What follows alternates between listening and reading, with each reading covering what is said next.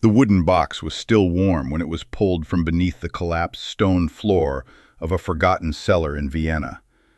And inside it were letters that should have turned to dust nearly 2 centuries ago. Yet the ink was still visible, as if the hands that wrote them had only just let go of the pen.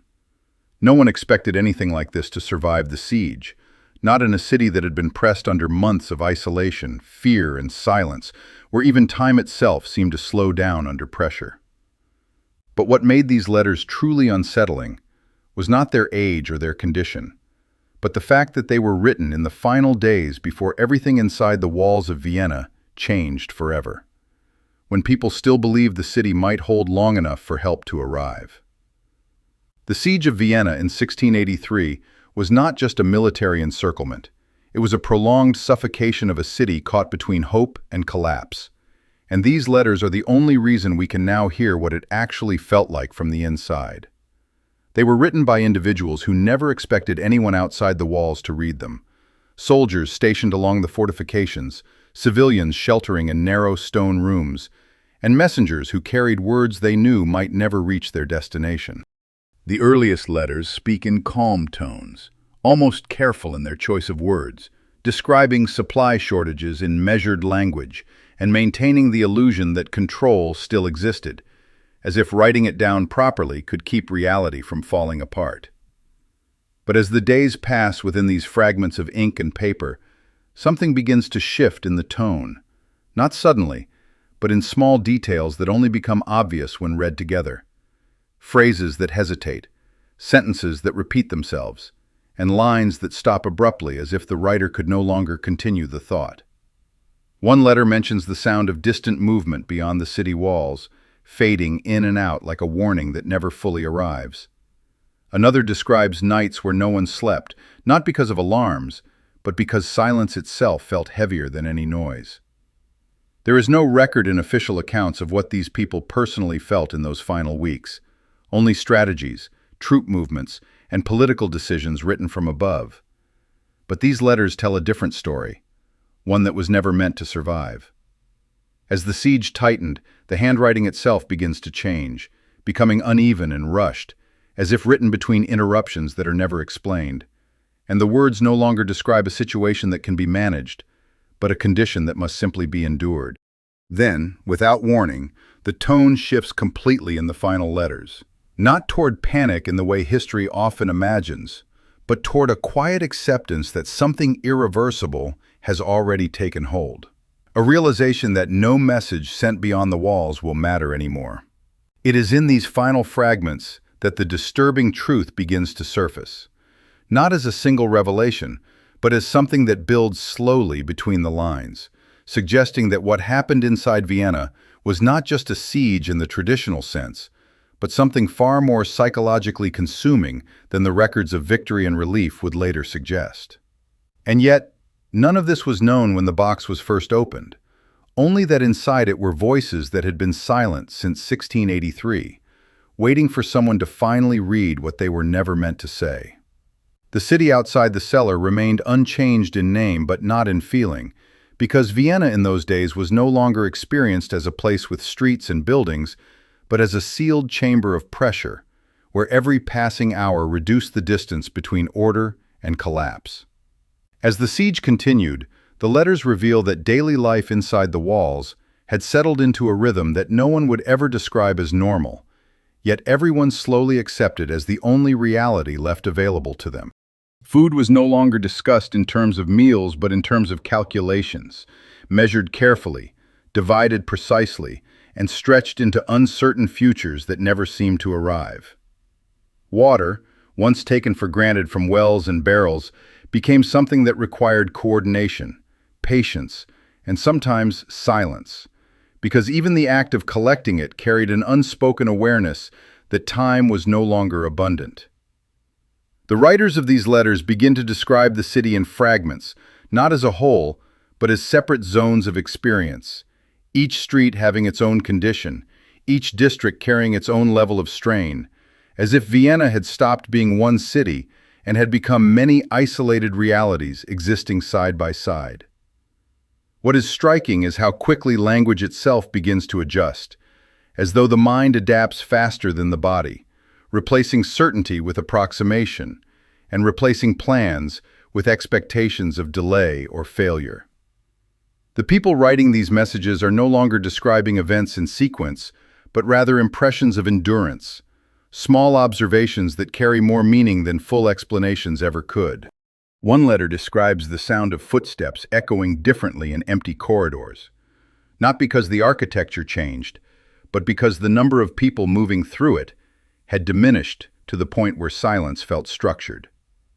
Another mentions how the skyline, once filled with familiar reference points, now felt unreadable at night, as fires in the distance no longer signaled progress or defense, but simply continuation. There is a gradual realization forming across these pages that the siege is no longer a temporary condition, but something that is beginning to define time itself, making each day feel less like part of a sequence and more like a repetition of the same uncertain moment.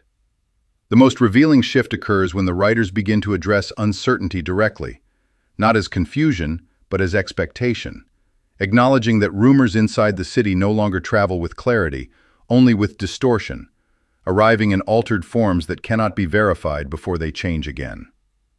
It is in this environment that the letters start to show subtle fractures in emotional control, not dramatic outbursts, but careful sentences that pause too often, as if the act of writing itself requires effort beyond what was originally intended. Even then, there remains a consistent attempt to maintain structure, to record thoughts in a way that suggests order still exists somewhere beyond the walls.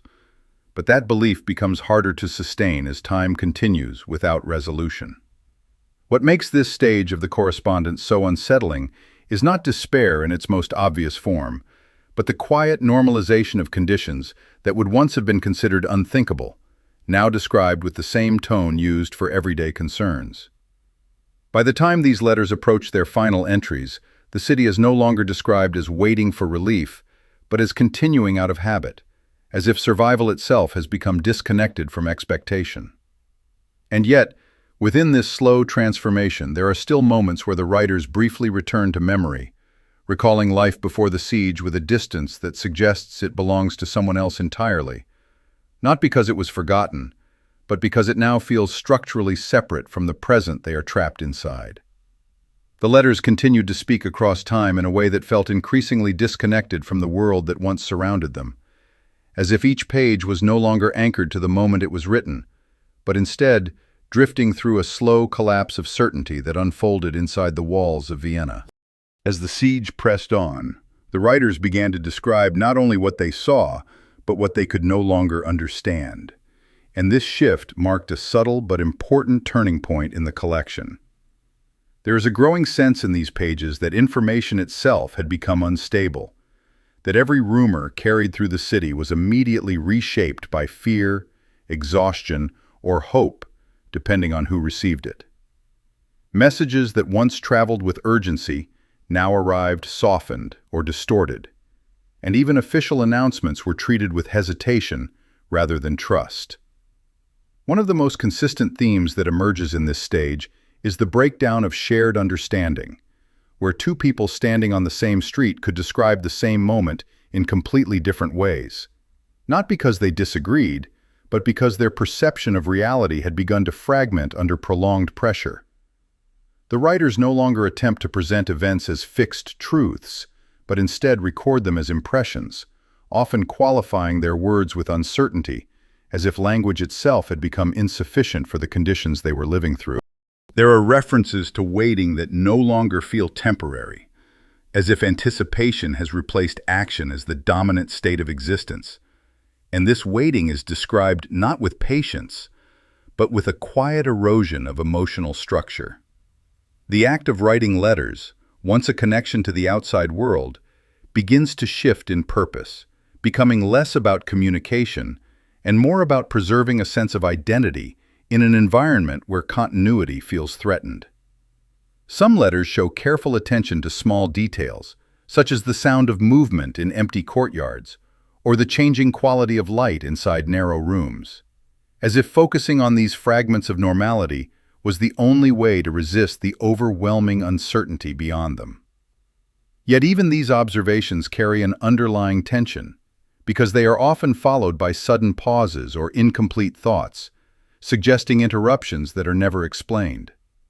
As time progresses, the distinction between rumor and observation becomes increasingly difficult to maintain, and this is reflected directly in the writing, where statements are often followed by corrections or quiet retractions that appear moments later on the same page. The city itself is described less as a physical space and more as a condition that people move through, a condition defined by restriction, repetition, and the constant awareness of limits that cannot be extended. In one particularly revealing sequence of letters, the tone shifts from describing external circumstances to questioning the reliability of memory, as writers begin to wonder whether earlier days of stability were as certain as they now seem, or whether even those memories have been reshaped by everything that followed.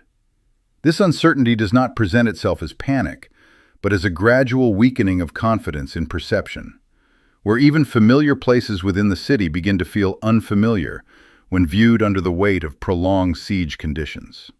What makes this stage of the correspondence so significant is that it captures a moment when survival is no longer measured by immediate danger alone, but by the ability to maintain a coherent sense of self while surrounded by constant instability.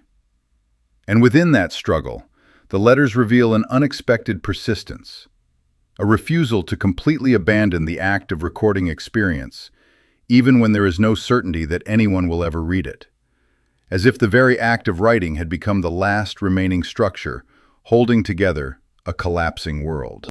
What begins to emerge in the next set of letters is not a change in circumstances, but a change in how circumstances are emotionally processed by those still inside the walls of Vienna, as if the siege had slowly rewritten the internal logic of survival itself. The writers no longer describe their situation as something they are enduring with a clear expectation of resolution, but rather as something that has become structurally permanent in their daily awareness. There is a noticeable shift in tone, where earlier fragments of hope, however fragile, are replaced by a more measured acceptance that no external certainty can be relied upon. Yet this acceptance is not calm, and instead carries a quiet strain, as though maintaining composure requires continuous effort against an invisible pressure. The letters from this stage reveal that time inside the city has begun to lose its normal rhythm, with days no longer distinguished by events, but by subtle variations in exhaustion, waiting, and repetition. Writers describe how conversations between people have shortened, not because there is less to say, but because extended expression feels increasingly inefficient in a reality that no longer rewards long-term expectation. There is also a growing awareness that communication itself is becoming less about sharing information and more about confirming that others still exist in recognizable form, as if the act of speaking or writing serves as proof of continued presence rather than exchange of knowledge. In this environment, even memory begins to take on a fragile quality, with individuals questioning whether their recollection of earlier months reflects actual events or a mental reconstruction shaped by prolonged confinement. The letters frequently return to small, concrete details, such as the condition of walls, the pattern of footsteps in corridors, or the way light enters through damaged windows, as if grounding perception in physical reality is the only way to resist the erosion of certainty. However, these details are often followed by abrupt shifts in thought, suggesting that focus itself is difficult to maintain for extended periods. What becomes especially significant is how the writers begin to acknowledge silence not as absence, but as a constant presence that fills every interval between sounds, conversations, and written words. This silence is not described as peaceful, but as active, almost structural, shaping the way every moment is experienced within the city. As the siege continues, the emotional language of the letters becomes increasingly restrained, not because feelings are absent, but because expression itself seems to require justification that no longer feels available. Even moments that would traditionally call for urgency are recorded with a kind of delayed reflection, as if immediate reaction has been replaced by retrospective observation. In one of the later fragments, there is a clear indication that the writers have begun to measure time not by days passing, but by how much of the city still feels familiar compared to what has already become unrecognizable. This comparison suggests a slow internal mapping of loss that does not rely on dramatic events, but on accumulated change that becomes visible only when viewed in hindsight. And yet, despite this gradual transformation, the act of writing continues, suggesting that even in a condition where outcomes are uncertain, the need to record experience remains one of the few stable impulses left intact within the collapsing structure of daily life. What becomes evident in the next sequence of letters is a subtle but undeniable change in the emotional architecture of those still writing inside Vienna, as if the siege has moved beyond shaping their environment and has begun reshaping how they interpret the very concept of continuation. The earlier stages of adaptation, where individuals adjusted to uncertainty through routine and careful observation, now give way to something more constrained, where even the idea of expectation feels increasingly detached from daily experience. The writers no longer frame their situation as something moving toward resolution, but rather as a condition that exists without clear boundaries, extending in both direction and meaning. In these pages, the language of anticipation begins to disappear entirely, replaced by descriptions that focus on maintenance of presence rather than progression of events. There is a growing recognition that life within the city has become defined by limitation rather than motion. And this realization is not expressed dramatically, but rather emerges gradually through repeated references to restricted movement, shortened communication, and the narrowing scope of daily activity. One of the most significant developments in this stage is the way in which personal identity appears to be increasingly tied to the act of endurance itself, as though simply continuing to exist within the walls has become the primary marker of self-definition. The letters reflect this shift through a noticeable reduction in narrative ambition, where writers who once attempted to describe broader conditions now focus almost exclusively on immediate surroundings and internal states. Even memory, which previously served as a source of stability, begins to lose its clarity, with individuals questioning not only what they remember, but why certain memories still feel accessible, while others seem distant and indistinct.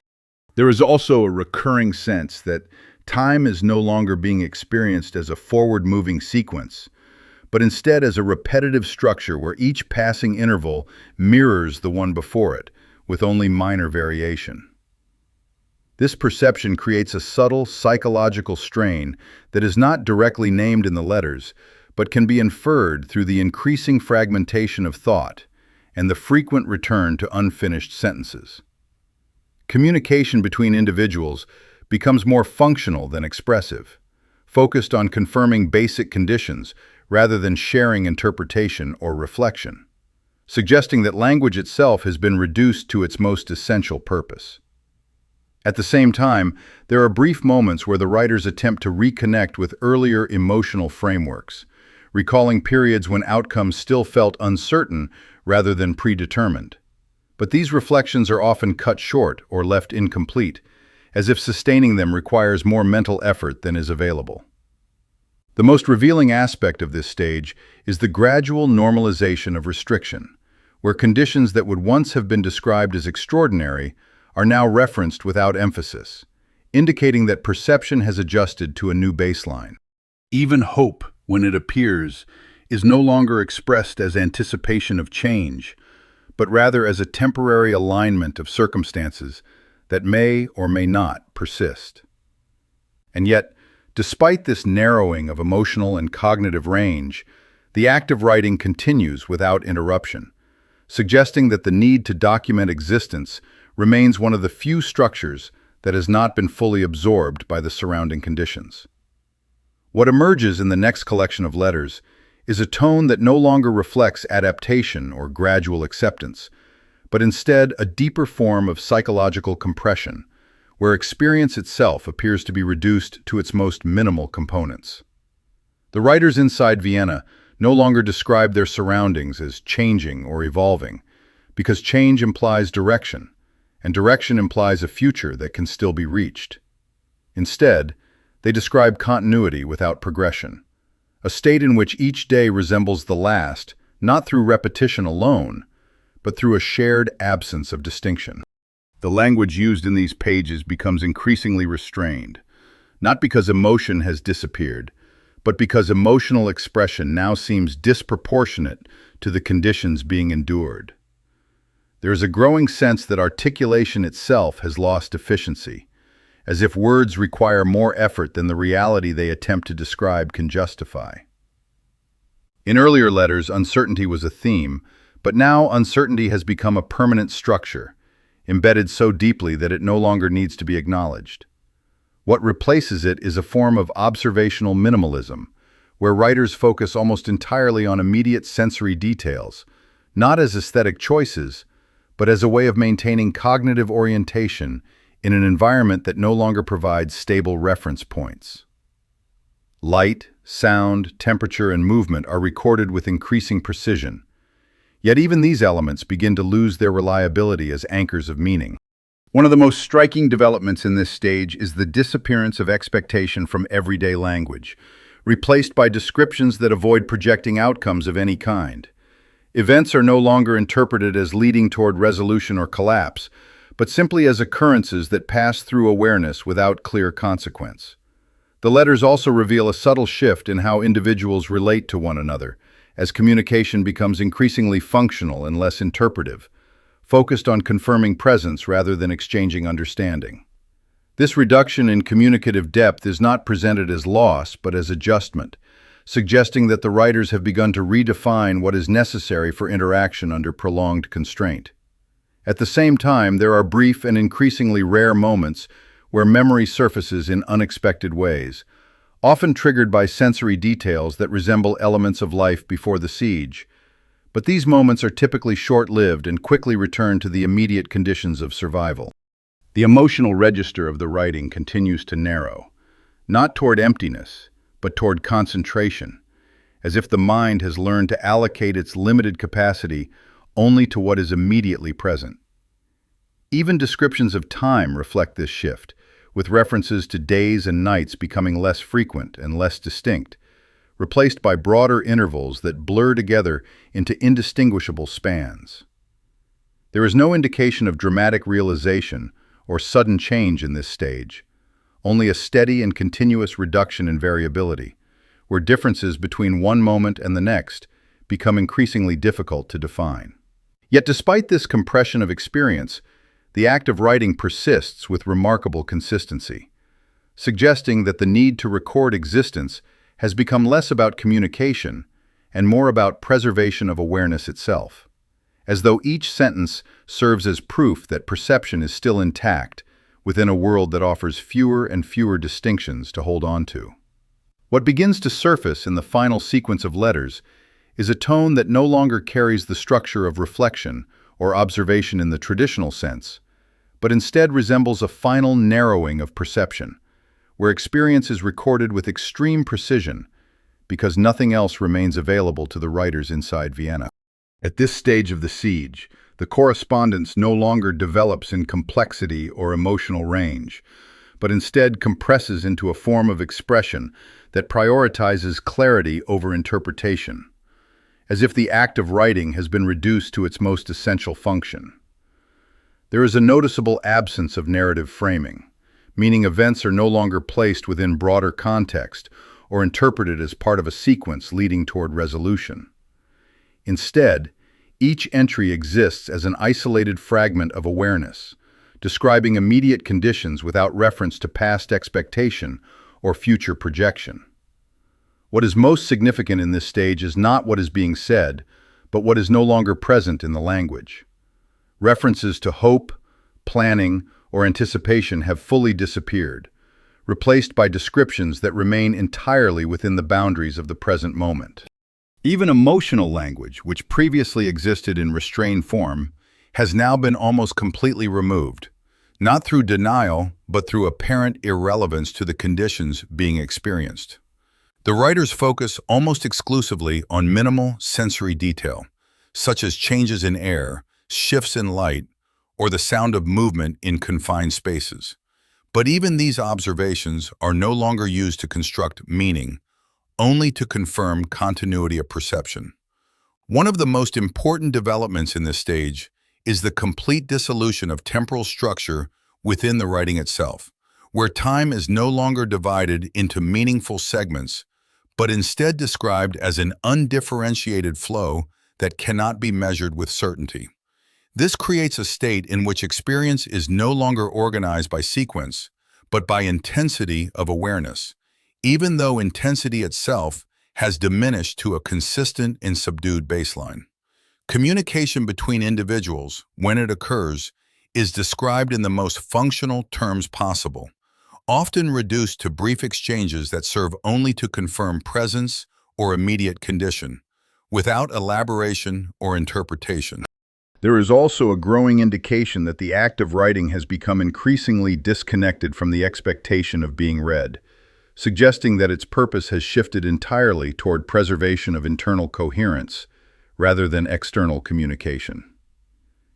In several fragments, there are references to hesitation within thought itself, where sentences are interrupted not by external events, but by an apparent inability to continue the same line of reflection, as if cognition has adapted to conserve effort by limiting sustained expression.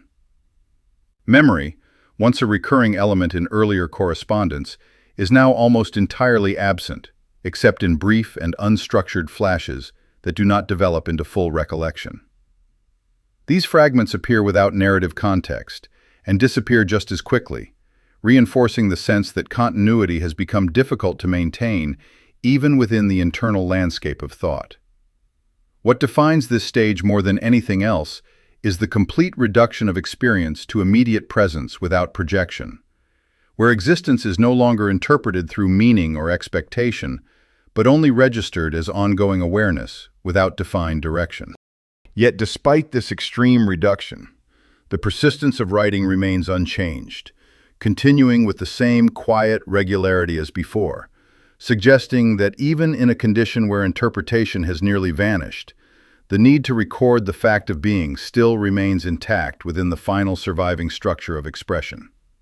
What follows in the final sequence of letters is no longer a continuation of lived experience in the traditional sense, but instead reads like a record written at the edge of meaning itself, where language is still functioning, but only in its most reduced and essential form. The writers inside Vienna no longer describe events as unfolding, because unfolding implies progression, and progression implies a future that can still be influenced. Instead, what appears on these pages is a kind of absolute present tense, where each entry exists independently from the next, as if continuity has dissolved and only isolated moments of awareness remain. The structure that once held together perception, memory, and expectation has now fully collapsed into a single layer of observation that no longer distinguishes between significance and routine. There are no longer references to earlier hope or later consequence, only a steady recording of what is immediately present, stripped of interpretation. In this stage, even the act of writing appears to have changed its function entirely.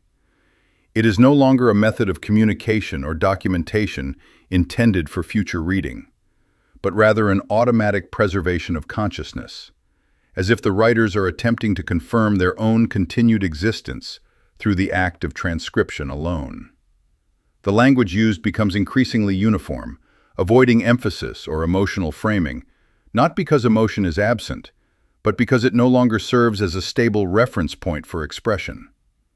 Time, which once provided structure for understanding change, is now described only in the most minimal terms, often reduced to sequences of indistinguishable intervals that no longer carry qualitative difference. What is particularly striking in these final fragments is the absence of any attempt to interpret condition or circumstance, as if interpretation itself has been set aside in favor of pure observation without synthesis. Even memory, which previously appeared in fragmented form, is now almost entirely absent, replaced by immediate sensory confirmation that does not extend beyond the moment of perception. The city of Vienna, as represented in these letters, is no longer described as a place undergoing a siege, but as a contained environment in which the idea of external progression has lost relevance entirely. There is no longer any indication of waiting, anticipation, or conclusion, only a continuous presence that does not evolve. Yet within this extreme reduction, one element remains consistent across all entries, and that is the act of writing itself, which continues with remarkable persistence despite the disappearance of narrative structure, emotional framing, or temporal orientation. It is as if writing has become detached from its original purpose and now exists solely as an affirmation that awareness is still occurring, even when that awareness can no longer be organized into meaning. In this way, the final letters do not conclude with resolution or discovery, but instead with the quiet persistence of expression in its most stripped-down form, leaving behind not a story in the traditional sense, but a trace of consciousness preserved at the very edge of collapse. When the final collection of letters is placed together and read as a continuous sequence, rather than isolated fragments, what emerges is not a narrative of survival or a record of military circumstance, but something far more difficult to categorize, as if the act of documentation itself has outlived the world that produced it. The Siege of Vienna, once understood through official accounts as a structured military encirclement with defined phases and outcomes, is no longer experienced through these writings as a coherent historical event. Instead, it exists as a compressed field of human perception, where time, language, and identity have gradually dissolved into a single continuous state of recorded awareness. The letters do not end in the conventional sense, because there is no final statement, no concluding reflection, and no clear moment where the writers acknowledge completion. The last entries simply stop without transition, leaving behind only the trace of their continuation. What is most unsettling is not the content of what was written, but the absence of any indication that writing itself ever intended to stop. The final pages show no resolution, no collapse into silence, only a gradual thinning of expression until language becomes indistinguishable from observation, and observation becomes indistinguishable from existence. When these documents were first discovered centuries later, preserved by accident rather than intention, historians expected to find clarification, perhaps even emotional closure that would align with the known outcome of the siege. Instead, they encountered something that resisted interpretation, because the letters did not behave like testimony in the traditional sense. They did not explain, justify, or conclude. They simply continued until they no longer did. This absence of closure creates a tension that cannot be resolved by historical context alone, because the material itself refuses to transform into narrative completion.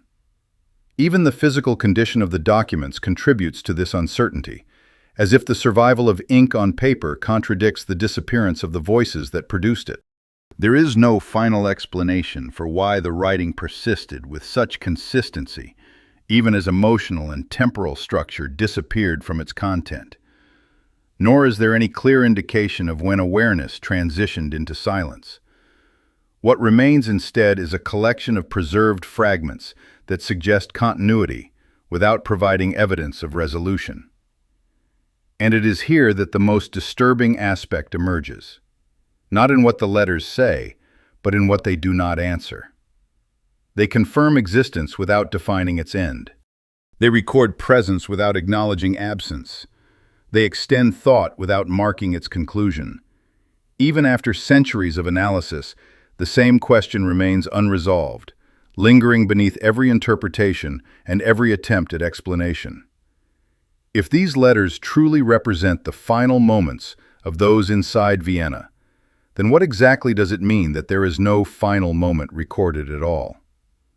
The silence that follows them is not empty, but structured, as if something was still continuing just beyond the point where writing could no longer follow. And so the discovery does not close the story of the siege, but instead leaves behind a deeper uncertainty, one that cannot be fully placed in history or dismissed as artifact, because it suggests that what was preserved may not be the ending at all, but only the last point at which human language was still able to keep up with something that had already moved beyond it.